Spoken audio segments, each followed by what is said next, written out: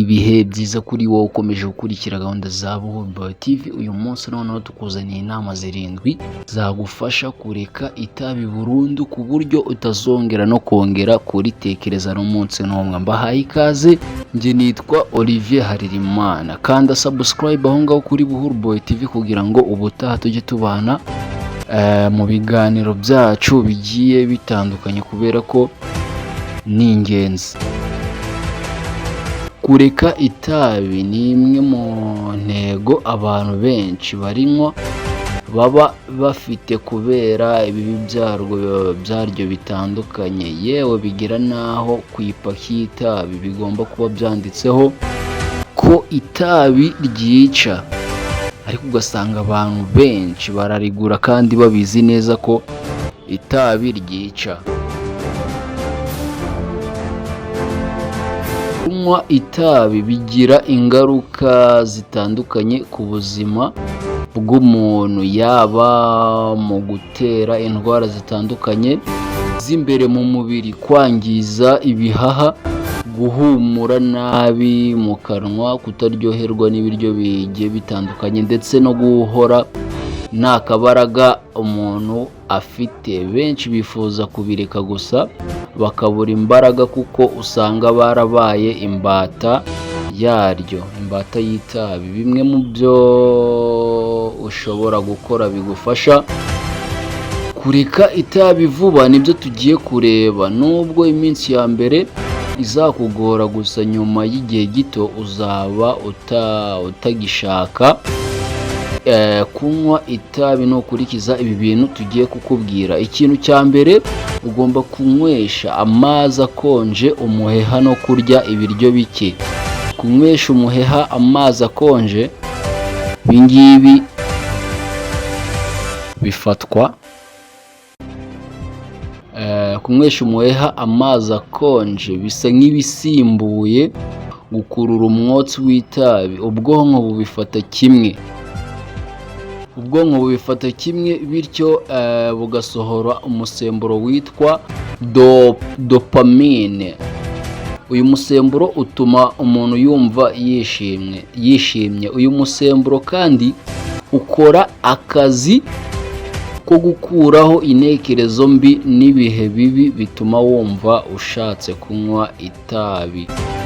Ikindi kintu cya kabiri ugomba kwirinda niba ushaka kuva ku itabi, irinde inzoga. Inzoga nicyo kintu cya mbere gituma abantu benshi bibuka kunywa itabi, kabone n'ubwo baba batabikunda mu buzima busanzwe. Ibi biterwa n'iki rero?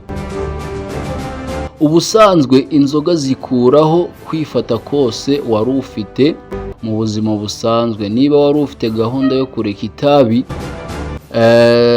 zigahita zibyangiza. Ikindi kintu ugomba kuzirikana, zirikana koza amenyo kenshi gashoboka.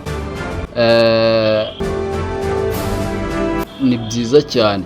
Bumwe mu buryo bwagufasha kureka itabi vuba ni ukoza amenyo kenshi kandi gashoboka cyane kabisa. Iyo mu kanwa hahumura neza ndetse wumva haryoshye, bituma itabi ribiha. Koza amenyo rero kenshi gashoboka byagufasha, bityo mu gihe wumvise ushaka itabi ukanga gutakaza iyo mpumuro n'ubwo buryohe buri mu kanwa. Buri munsi haranira gukora imyitozo ngororamubiri. Iki ni ikindi kintu wakora.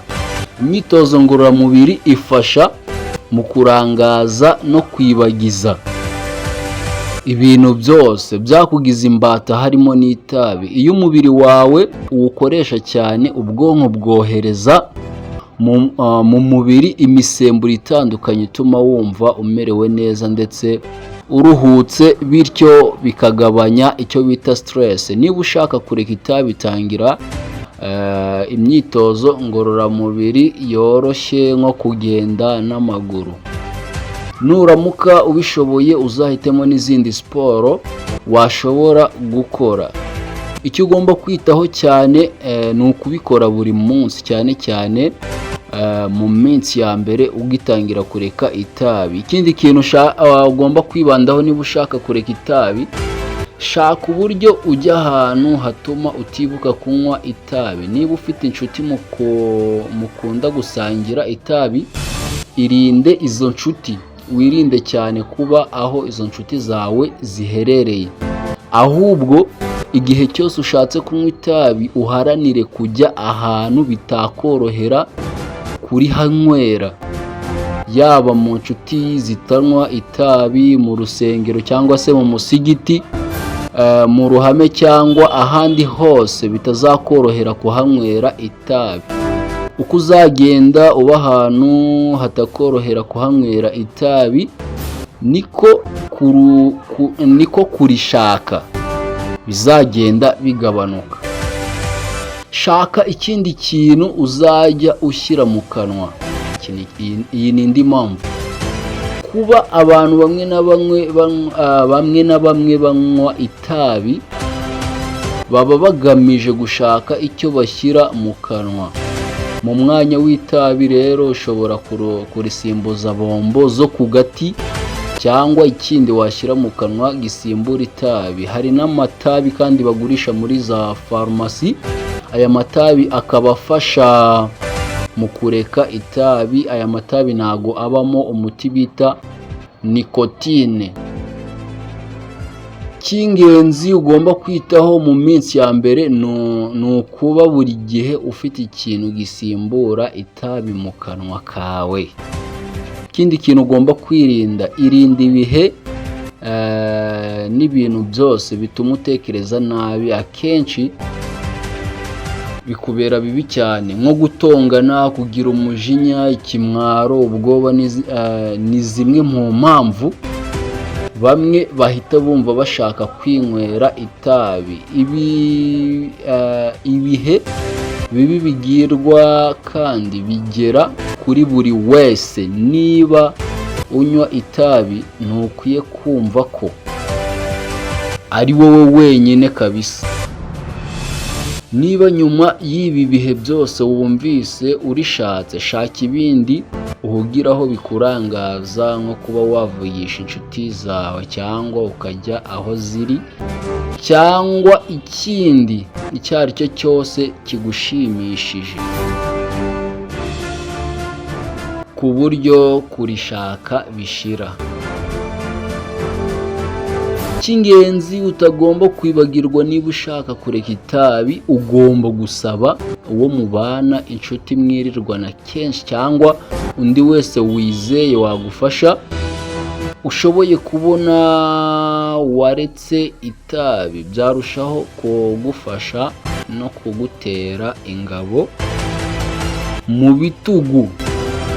Buri wese ukwifuriza kureka itabi, uzi ko akwitayeho, azagufasha kuba wahangana no kuba imbata yaryo, bityo urugendo rwo kurireka rukorohere. Nta muntu w'umusirimu ugomba kwiyahuza ibitabi, kubera ko ubusirimu bugomba kujyana n'ubuzima buzima, kandi itabi ryangiza ubuzima. So noneho reka mbashimire mwe mwese twabanye kuva iki kiganiro gitangiye kugeza kirangiye, kandi mbashishikariza gukanda subscribe kugira ngo buri munsi tujye tubana mu biganiro byacu bya buri munsi. Mwakoze cyane.